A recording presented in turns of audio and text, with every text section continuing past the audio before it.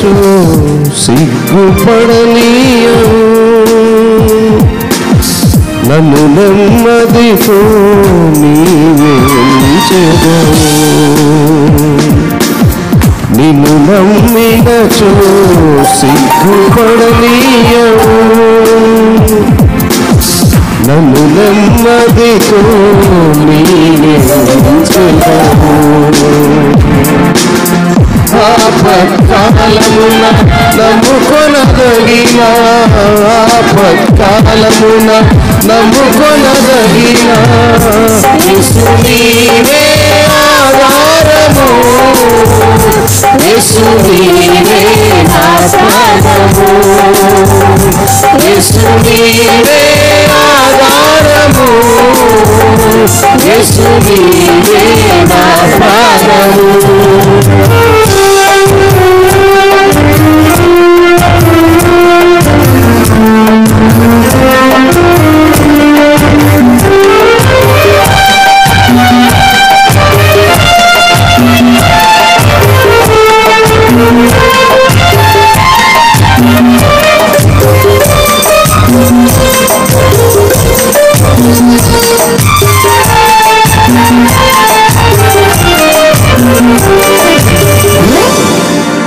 తెలివిని నమ్ముకొని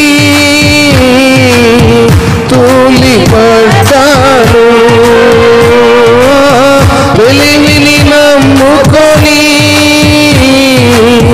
తూలిపడ్డాను, బుద్ధి జ్ఞానముని గానమని చెంతకు చేరాను, బుద్ధి జ్ఞానముని గానమని చెంతకు చేరాను. యేసు నీవే ఆధారము, యేసు నీవే నా ప్రాణము, యేసు నీవే ఆధారము, యేసు నీవే నా ప్రాణము.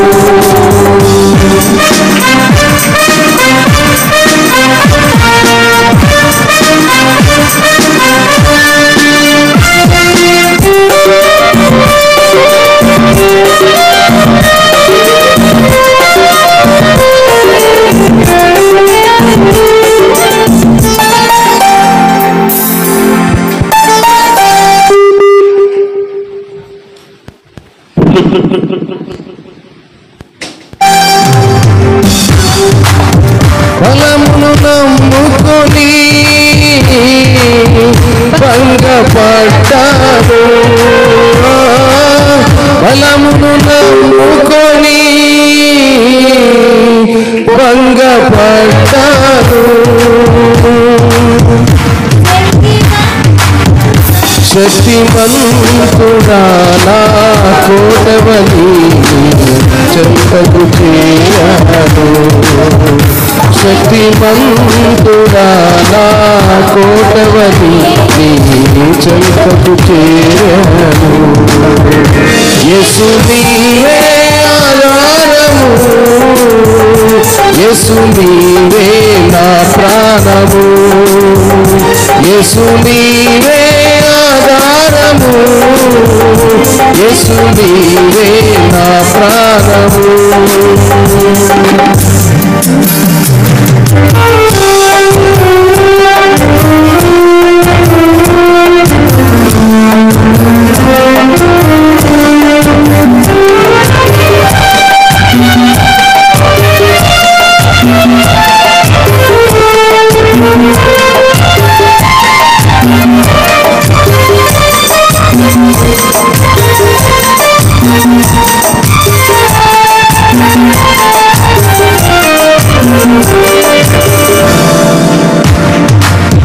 ధనమును నమ్ముకొని దగపడ్డాను,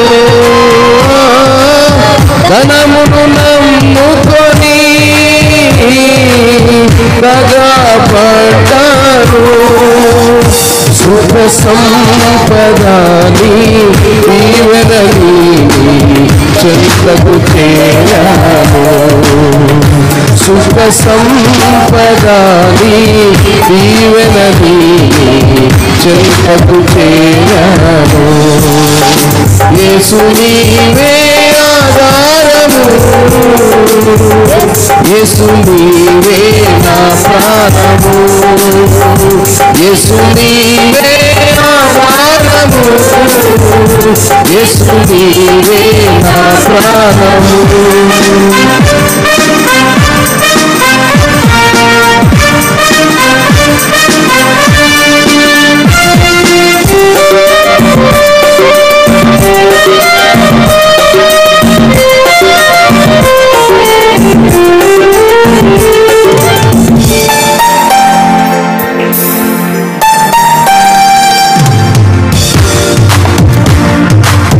మనుషుల నమ్ముకొని మభ్యపడ్డారు, మనుషుల నమ్ముకొని మభ్యపడ్డారు. సత్యవంతుడా శ్రేయుడు అని చెంతకు చేరను. సత్యవంతుడా శ్రేయుడు అని చెంతకు చేరను. యేసు నీవే ఆధారము, యేసు నీవే నా ప్రాణము, యేసు నీవే ఆధారము, యేసు నీవే నా ప్రాణము. నిన్ను నమ్మినచో సిగ్గుపడనీయవు, నన్ను నెమ్మదితో నీవే ఉంచెదవు. ఆపత్కాలమున నమ్ముకొనదగిన, ఆపత్కాలమున నమ్ముకొనదగిన యేసు నీవే ఆధారము, యేసు నీవే నా ప్రాణము, యేసు నీవే ఆధారము, యేసు నీవే నా ప్రాణము. నిన్ను నమ్మినచో సిగ్గుపడనీయవు, నన్ను నెమ్మదితో నీవే ఉంచెదవు.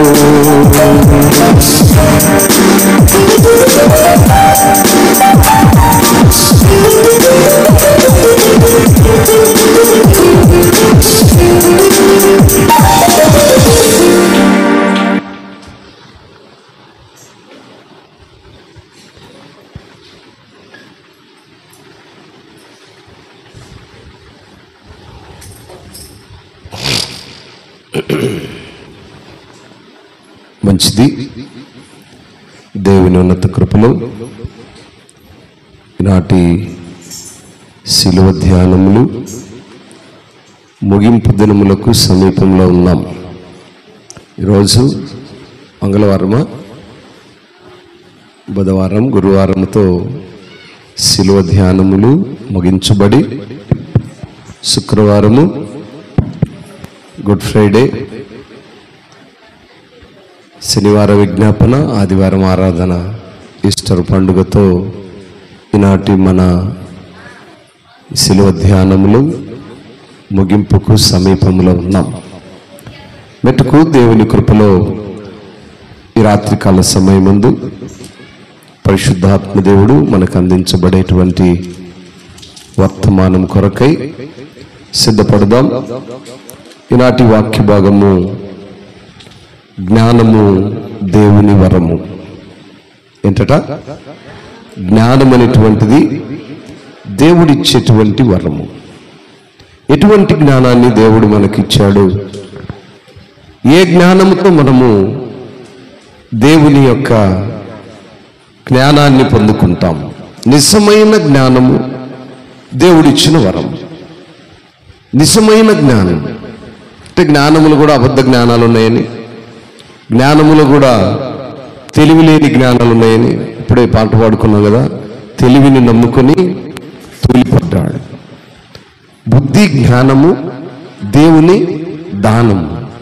వరము, దానము, కృప ఇవన్నీ కూడా దేవుడు మనకు ఉచితముగా దయచేసేటువంటి లేఖన భాగాల్లో ఈనాటి మన వాక్య భాగము మరి దేవుని వరము, జ్ఞానం అనేటువంటిది దేవుని వరము. జ్ఞానముని గురించి పౌలు భక్తుడు ఏం మాట్లాడుతున్నాడనే విషయాలను ఈరోజు మనము మరి పరిశుద్ధ లేఖనాల నుంచి నేర్చుకుందాం. 1 కొరింథీయులకు రాసిన పత్రిక 2వ అధ్యాయము 4-5 వాక్యాలు చూద్దాం. మీ విశ్వాసము మనుషుల జ్ఞానమును ఆధారము చేసుకొనక దేవుని శక్తిని ఆధారము చేసుకుని ఉండవలనని నేను మాట్లాడినను, స్వార్థ ప్రకటించినను, జ్ఞానయుక్తమైన తీయని మాటలను వినియోగింపక పరిశుద్ధాత్మయు దేవుని శక్తియు కనపరచు దృష్టాంతములనే వినియోగించి తిని. స్తోత్రం. పౌలు భక్తుడు తను రాసిన ఈ పత్రికలన్నిటిని గురించి ఒక్క మాటలో ఏం చెప్పాడంటే, నేను రాసిన ఈ పత్రికలు, నేను మీతో పంచుకున్నటువంటి ఈ మంచి చెడులను గురించినటువంటి వర్తమానములు, దేవుని ఉద్దేశాలను మీతో మాట్లాడాను చూశారు. ఇవన్నీ కూడా మనుషుల జ్ఞానమును ఆధారము చేసుకొనక దేవుని శక్తిపై ఆధారము చేసుకొని నేను మాట్లాడిన ప్రతి మాట జ్ఞానయుక్తమైన తీయని మాటలను వినియోగింపక. ఈరోజు చాలామంది మనుషుల జ్ఞానాన్ని, వారి జ్ఞానాన్ని ఉపయోగించి తీయని మాటలు చెప్తూ ఉంటారు. వింటున్నప్పుడు అబ్బాయి అన్నయ్య ఏం చెప్పాడు, భలే చెప్పాడు. ఏ జ్ఞానం అది? లోక జ్ఞానము. తన జ్ఞానమును వినియోగించి మాట్లాడిన మాటలను ఏమన్నాడంటే తీయని మాటలు అన్నాడు. కానీ పౌలు గారు ఎంత తగ్గించుకుంటున్నాడంటే, నేను మాట్లాడిన ప్రతి మాట లోకంలో నుంచి వచ్చినటువంటి మాటలు కాక పరిశుద్ధాత్మ దేవుని యొక్క శక్తిని తెలియజేసేటువంటి దృష్టాంతములు అన్నాడు. ఆ సందర్భాలను, ఆ క్రియలను, దేవుని గురించినటువంటి వర్తమానములను, దేవునితో పరిశుద్ధాత్మనికి కలిగినటువంటి ఆ పరిశుద్ధాత్మ యొక్క హోలీ స్పిరిట్ను నేను మీ మధ్య ఉంచాను అని మాట్లాడుతున్నాడు. 6వ వాక్యంలో చూసినప్పుడు, పరిపూర్ణులైన వారి మధ్య జ్ఞానమును బోధించుచున్నాము, అది ఈ లోక జ్ఞానము కాదు, నిరార్థకులైపోవచ్చున్న ఈ లోకాధికారుల జ్ఞానము కాదు గాని దేవుని జ్ఞానము మర్మమైనట్లుగా బోధించుచున్నాము. ఏమండి, జ్ఞానమును గురించి చాలా పరిపూర్ణులైన వారి మధ్య జ్ఞానమును బోధించుచున్నాము. అది ఏ జ్ఞానం అంటే ఈ లోక జ్ఞానము కాదు, దేవుని జ్ఞానము. అందుకే అన్నాడు జ్ఞానము దేవుని వరము. ఇందులో 2 జ్ఞానాలు ఉన్నాయి. ఈ లోక జ్ఞానం వేరు, పరిశుద్ధాత్మని యొక్క జ్ఞానం వేరు. పౌలు భక్తుడు అందుకే అంటున్నాడు, పరిశుద్ధాత్మని యొక్క జ్ఞానముతో నేను మీతో మాట్లాడుతున్నాను. ఈ లోక జ్ఞానం ఎలా ఉంటాయట? తీయగా ఉంటాయట. అందుకే ఆ మాట మొదటి మాటలో ఉన్నాడు, జ్ఞానయుక్తమైన తీయని మాటలను వినియోగించక. అది ఏ జ్ఞానము? ఈ లోక జ్ఞానము. ఈ లోక జ్ఞానం ఎవరికుందట? అధికారులకు ఉంది అని మాట్లాడుతున్నాడు. అందుకే అక్కడ మనము 6వ వాక్యమును చూసినప్పుడు ఈ లోక జ్ఞానము కాదు, నిరార్థకులైపోచున్న ఈ లోకాధికారుల జ్ఞానము కాదు గాని, ఏమండి, నిరార్థకము, ప్రయోజనం లేనటువంటి లోకములో నివాసం చేస్తున్నటువంటి అధికారుల జ్ఞానము కాదు గాని పరిశుద్ధాత్మల శక్తి వల్ల పొందుకున్నటువంటి జ్ఞానముతో నేను మీతో మాట్లాడుతూ ఉన్నాను. కాబట్టి నిజమైన జ్ఞానము దేవుని నుంచి మనం పొందుకున్నటువంటి వరము. ఆ వరము కలిగిన మనము దేవుని మాటలనే మాట్లాడుతాము. ఆ మాటలు ఎలాంటివి అంటే ఈ లోక అధికారుల జ్ఞానము కాదు గాని దేవుని జ్ఞానము మర్మమైనట్లుగా బోధించుచు ఈ జ్ఞానము మరుగై ఉన్నదనే విషయాన్ని మనం ఎరుగుండాలి. జగతుత్పత్తికి ముందుగానే దీనిని దేవుడు మన మహిమ నిమిత్తము నియమించాడు. అది లోకాధికారులలో ఎవరికి తెలియదు, అది వారికి తెలిసినలా మహిమ స్వరూపుయగు ప్రభువును సిలువ వేయకయుందురు. అర్థమైంది అనుకుంటాను. ఈ ఒక్క మాటలోనే యేసు ప్రభు వారిని సిలువ వేసినటువంటి విధానం మనకు అర్థమవుతుంది. యేసు ప్రభు వారిని సిలువ వేసినటువంటి ఈ లోక అధికారులు, ఆ రోజు యేసు ప్రభు వారిని ఎవరు సిలువకు అప్పగించింది చెప్పాలి?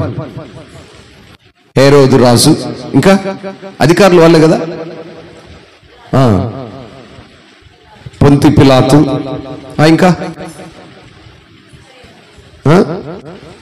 ఇస్కరియోతు యూదా అధికారి కాదుగా, అతను ఒక దొంగ, శిష్యుడైంది కూడా డబ్బులకు అమ్ముడు పోయినటువంటి దొంగ లాంటి వాడు యూదా. అధికారులు ఎవరు? హేరోదు రాజు, ఇంకా పొంతి పిలాతు, ఇంకా వీరందరూ కూడా ఈ లోక అధికారులు, ప్రధాన యాజకులు, యూదులైన వారు, వీరందరూ కూడా ఈ లోక అధికారులు. అందుకే ఈ లోక అధికారుల జ్ఞానము కాదు ఇది. ఈ పరిశుద్ధ గ్రంథంలో ఉన్నటువంటి జ్ఞానము మర్మమైనది. ఇది దేవుని వలన పొందుకునేటువంటి వరము. ఈ వర్మము మర్మముతో దాగి ఉన్నది.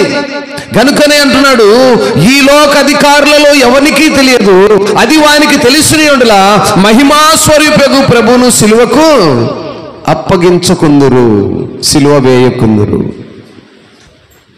దేవుని జ్ఞానమునకు మనుష్య జ్ఞానమునకు ఉన్నటువంటి ఆ వ్యత్యాసము, దేవుని జ్ఞానము కలిగిన పిల్లలు, లోకములో ఉన్నటువంటి జ్ఞానము కలిగినటువంటి అధికారులు, మనుషులకు ఉన్నటువంటి ఆ వ్యత్యాసం, ఆ తేడాన్ని ఇక్కడ వివరిస్తూ ఉన్నాడు. ఈరోజు నా ప్రియ దేవుని సంగమా, దేవుని జ్ఞానము మర్మమై ఉంటుందట. మర్మం అంటే దాచబడి ఉంటుంది. దేవుని జ్ఞానం కలిగిన పిల్లలు చాలా మెలకువ కలిగి నిదానించి మాట్లాడతారు. ప్రతి మాట కూడా నిదానించి, స్పీడుగా మాట్లాడినప్పుడు మాటలో దోషం ఉంటుంది కనుక నిదానించి మాట్లాడొచ్చా, మాట్లాడకూడదా, మాట్లాడితే ఏ దోషం ఉంటుందో, ఎలా మాట్లాడాలో ఆలోచించి మాట్లాడేటువంటి జ్ఞానమే దేవుని జ్ఞానము. దేవుని జ్ఞానము వలన పొందుకున్న వరము. అందును బట్టే పౌలు భక్తుడు అక్కడ వివరిస్తూ వచ్చినటువంటి మాటలను మనము ఈ అధ్యాయంలోనే చాలా జాగ్రత్తగా మనము చూడగలుగుతాము.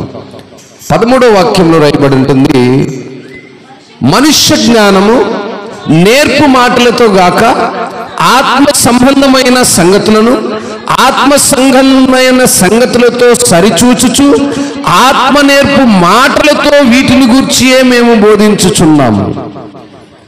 మనుష్యుని యొక్క జ్ఞానము నేర్పు మాటలతో గాక ఆత్మ సంబంధమైన సంగతులను ఆత్మ సంబంధమైన సంగతులతో సరిచూచుచు ఆత్మ నేర్పు మాటలతో వీటిని గూర్చి మేము బోధిస్తూ ఉన్నాము. ఇది దేవుని వరము, దేవుడిచ్చిన జ్ఞానముతో మాట్లాడేటువంటి వరము. ఈ వరమును గురించి మరి కొంతమంది లోకమునటువంటి ప్రజలు హేళన చేసిన జ్ఞానాన్ని గురించి కూడా మనము మొదటి అధ్యాయము 21వ వాక్యాన్ని చూద్దాం. దేవుని జ్ఞానానుసారముగా లోకము తన జ్ఞానము చేత దేవుని ఎరగకుండినందున స్వార్థ ప్రకటనను వెర్రితనము చేత నమ్మువాన్ని రక్షించుట దేవుని దయాపూర్వక సంకల్పమాయెను. దేవుని జ్ఞానానుసారముగా లోకము తన జ్ఞానము చేత ఏమైందట? దేవుణ్ణి ఎరక్కుంటుందంటండి. లోకము తన జ్ఞానము చేత, మన జ్ఞానము చేత మనము దేవుణ్ణి ఎరక్కుంటున్నాం. మన తెలివి చేత మనము దేవునికి దూరస్తులుగా ఉన్నాం. మన బుద్ధి చేత దేవుని జ్ఞానాన్ని పొందుకోలేకపోతూ ఉన్నాం. మన బలము చేత దేవుని యొక్క శక్తిని మనము చూడలేకపోతూ ఉన్నాం. అందును బట్టి భక్తుడు పౌలు గారు అంటున్నాడు, దేవుని జ్ఞానానుసారంగా లోకము తన జ్ఞానము చేత దేవుణ్ణి ఎరక్కుంటుంది. దేవుని జ్ఞానాన్ని మనుషుడు విడిచి లోకానుసారమైన జ్ఞానమును మనుషుడు కలిగి ఉన్నాడు గనుక దేవుని జ్ఞానం ఏంటో, మర్మమై ఉన్నటువంటి జ్ఞానం ఏంటో, ఆ జ్ఞానమును గురించినటువంటి సంగతులను అవిష్టం మనుష్యుడు ఎరగకుండా ఉన్నాడు. అప్రియులరా, మాటలను గమనించినప్పుడు మనిషి యొక్క విధానము దేవుని మాటలకు ఏ రీతిగా కొదువై ఉన్నదో మనం ఎరగగలుగుతాం. 24వ వాక్యం అంటాడు, ఆయన యూదులకు ఆటంకముగాను అన్యజనులకు వెర్రితనముగాను ఉన్నాడు గాని యూదులకేమి గ్రీసు దేశస్థులకేమి పిలువబడిన వారికే క్రీస్తు దేవుని శక్తియును దేవుని జ్ఞానమునై ఉన్నాడు. స్తోత్రం. ఇక్కడ మనుషుడు గ్రహించవలసిన చాలా సంగతులు ఇక్కడ రాయబడి ఉన్నాడు పౌలు భక్తుడు. మనుషుని జ్ఞానము దేవుని జ్ఞానముతో సరిచూసుకోవలసినటువంటి ఆ సంగతులను ఇక్కడ రాశాడు. మనిషి తన జ్ఞానమును గురించి కొన్నిసార్లు సంబరపడిపోతా ఉంటాడు. అందుకే 20వ వాక్యంలో ఆ మాటను ప్రస్తావిస్తాడు. జ్ఞానీయమాయను శాస్త్రీయమాయను ఈ లోకపు తర్కవాది ఏమాయను ఈ లోక జ్ఞానమును దేవుడు వెర్రితనముగా చేస్తున్నాడు. చాలా మంది తెలుసుకోవట్లేదు. ప్రతి మనుష్యుడు ఏమనుకుంటాడంటే తన జ్ఞానము చేత, తన తెలివి చేత, తన బుద్ధి చేత తనేదో గొప్పగా బ్రతుకుతున్నట్లుగా ఫీల్ అయిపోతాడు. కానీ వాక్యం సెలవిస్తున్న మాట ఏంటంటే జ్ఞాని అనేవాడు ఏమయ్యాడు, శాస్త్రి అనబడిన వాడు ఏమయ్యాడు, ఈ లోకములో ఎదురువాదం చేసే వాళ్ళంతా ఏమయ్యారు, ఈ లోకములో ఉండేటువంటి జ్ఞానమును దేవుడు వెర్రితనముగా చేసి ఉన్నాడు గాదా.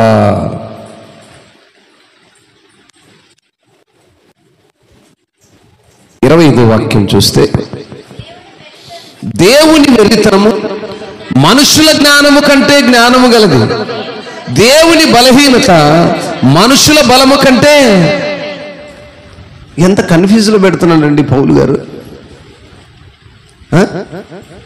వాక్యాన్ని ఈ విధంగా రాస్తే నిజంగా పామరులు ఏం తెలుసుకుంటారు? అక్కడక్కడే మెలికబెట్టి అక్కడక్కడే తిప్పి తిప్పి తిప్పి తిప్పి గుండ్రా తిప్పి యూటర్న్ చేసి జీరో కట్టుకొట్టి తీస్తే ఏం అర్థం చేసుకోగల?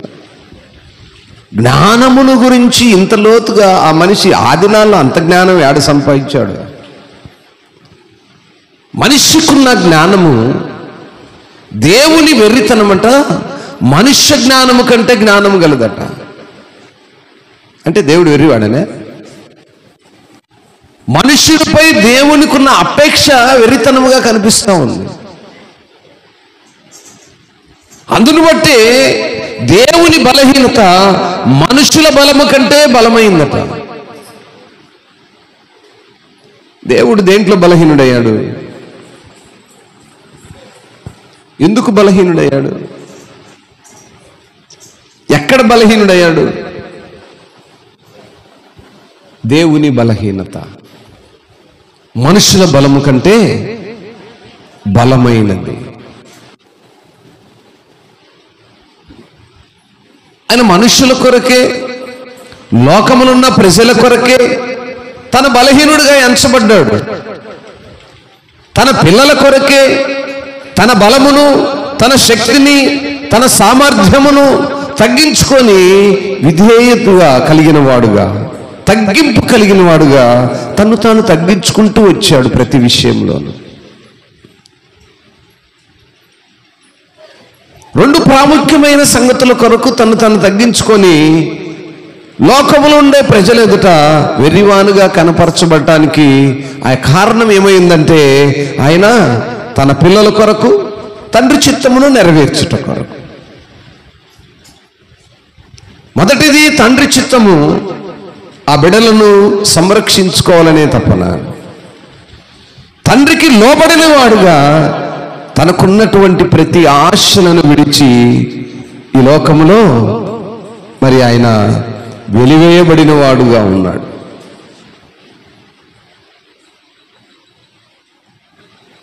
ఇరవై 26వ వాక్యంలో అంటున్నాడు, సహోదరులారా మిమ్మును పిలిచిన పిలుపును చూడుడి, మీలో లోకరీతిని జ్ఞానులైనను ఘనులైనను గొప్ప వంశం వారైనను అనేకులు పిలవలేదు, కానీ ఏ శరీరియు దేవుని ఎదుట అతిశయపడకున్నట్లు జ్ఞానులను సిగ్గుపరచుటకును లోకములో నుండి ఎర్రివారిని దేవుడు ఏర్పాటు చేసుకున్నాడు. దేవుడు పిలుచుకున్న ప్రజలు, దేవుడు ఎన్నిక చేసుకున్న ప్రజలంతా ధనవంతులు, బలవంతులు, ఘనత కలిగిన వారు కాదు, కానీ వెర్రివారు అని పిలబడుతున్నటువంటి ప్రజలను దేవుడు ఎందుకు చేసుకుని ఏం చేశాడంటే వాళ్ళను లోకములో బలవంతులుగా చేశాడట. చూడండి, అక్కడ నుంచి చూస్తే బలవంతులైన వారిని సిగ్గుపరచుటకు లోకములో బలహీనులైన వారిని దేవుడు ఏర్పరచుకుని ఉన్నాడు. ఎన్నికైన వారిని వ్యర్థము చేయుటకు లోకములో నీచురైన వారిని, తృణీకరింపబడిన వారిని, ఎన్నిక లేని వారిని దేవుడు ఏర్పాటు చేసుకుని ఉన్నాడు. అందుకే 31వ వాక్యము చాలా క్లుప్తంగా అంటది, అతిశయించువాడు ప్రభునందే అతిశయింపవలనని రాయబడింది నెరవేరినట్లు దేవుని మూలముగా ఆయన మనకు జ్ఞానమును, నీతియను, పరిశుద్ధతయు, విమోచనమై ఉన్నాడు. అండి, దేవుడేమైనాడట? దేవుడేమైనాడు? ఆయనే జ్ఞానమై ఉన్నాడు, ఆయనే నీతి అయి ఉన్నాడు, ఆయనే పరిశుద్ధత అయి ఉన్నాడు, ఆయనే విమోచన అయి ఉన్నాడు.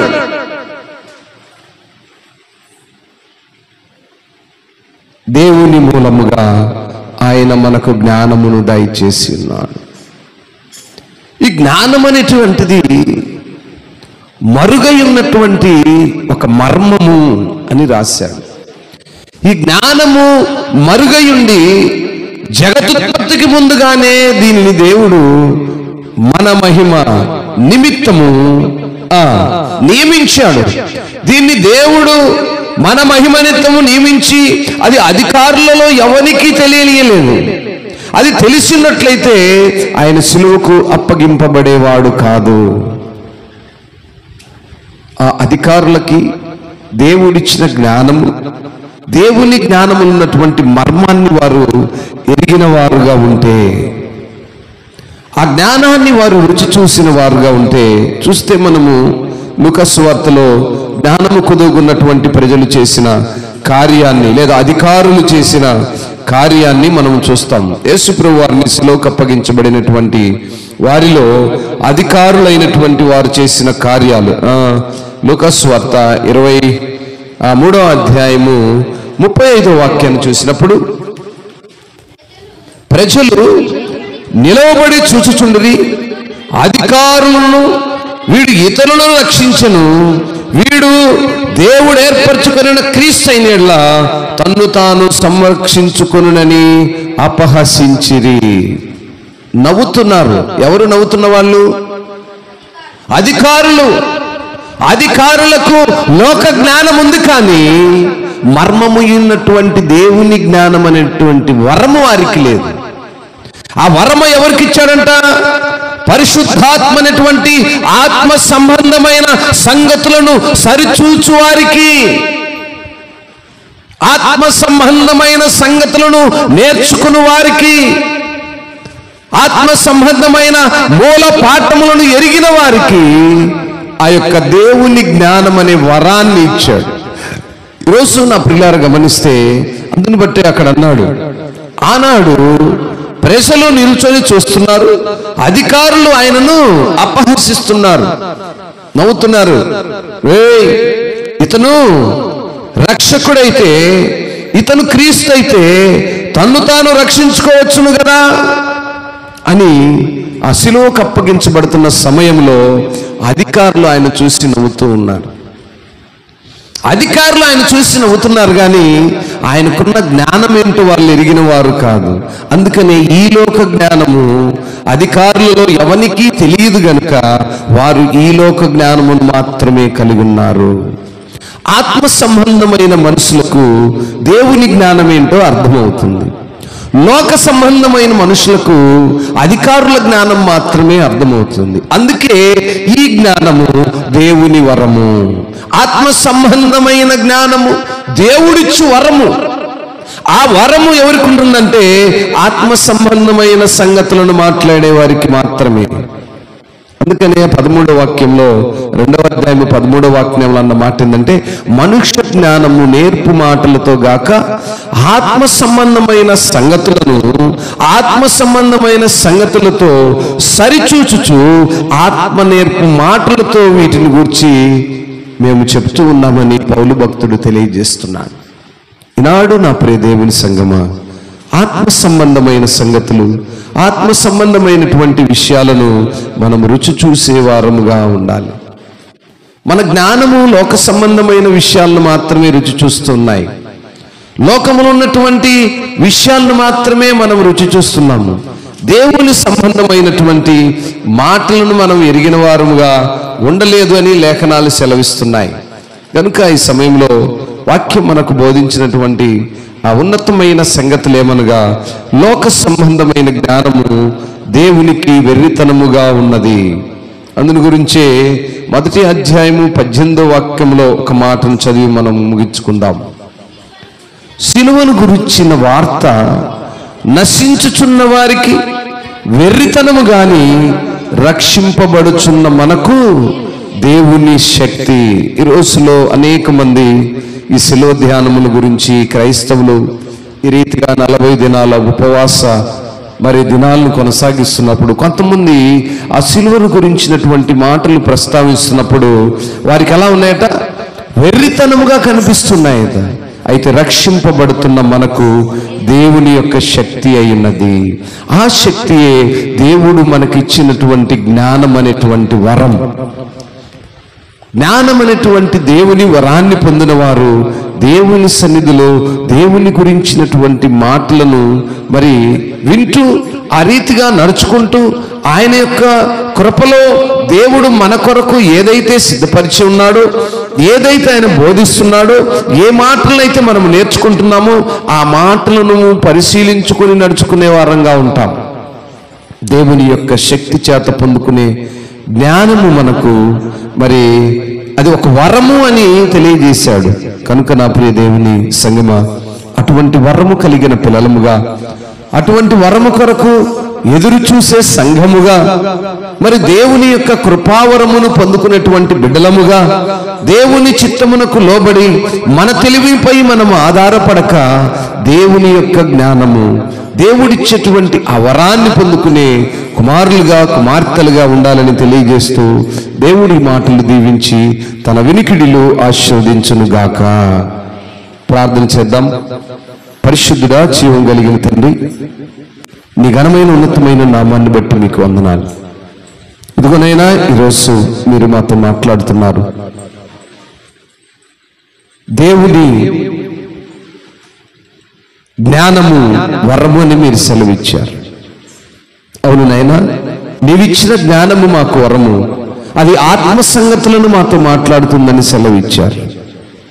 లోక జ్ఞానము అధికారులలో ఉంది కనుకనే ఆ అధికారులు మీ శక్తిని ఎరుగక మిమ్మల్ని సిలువకు అప్పగించారని లేఖనాలు సెలవిస్తున్నాయి. ఎస్ లార్డ్, నమ్ముతున్నాం. అవును నాయనా, సత్యమైనటువంటి సత్య స్వార్థను మేము నమ్ముతున్నాం. భక్తులు ప్రభువా, అనుభవపూర్వకంగా వారు అనుభవించిన అనేక సంగతులను మేము వింటున్నప్పుడు ఆ నిజాన్ని మేము నమ్ముతున్నాము. ఈ లోక సంబంధమైన జ్ఞానము అధికారులకు మీరు ఇచ్చారు, అది నైనా ఆత్మ సంబంధమైన సంగతులను వారికి నేర్పించట్లేదని మేము నమ్ముతున్నాము. ఆత్మ సంబంధమైన సంగతులు కలిగిన వారు దేవునిచ్చినటువంటి జ్ఞానం అనేటువంటి వరమును పొందుకున్న వారని ఆయన ఈ పాఠం ద్వారా మేము నేర్చుకున్నాము. ఇటు కృపలో మమ్మల్ని ఉంచినందుకై స్తోత్రాలు. ఈ జ్ఞానము లేని వారికి జ్ఞానాన్ని ఇవ్వండి. ఈ లోక సంబంధమైన జ్ఞానము వెర్రితనముగా ఉంటుంది. సిలువను గూర్చిన స్వార్థ ప్రభువా, నిన్ను ఎరుగని పిల్లలకు వెర్రితనముగా ఉంటుందని మీరు సెలవిచ్చారు. ఆయన ఈ విధముగా తండ్రి, ఈ మాటలను ఆలకించిన బిడ్డలు నీ కృపలో నీ జ్ఞానమును, ఆత్మ సంబంధమైన సంగతులను వినివారుగా కృపనిమ్మని, ఈ మాటలు నీ కృపలో ఎత్తిపట్టుకోమని యేసే ఘనమైన నామములో ప్రార్థించి వేడుకుంటున్నాము తండ్రి. ఆమేన్. ప్రభు పేరిట అందరికీ వందనాలు.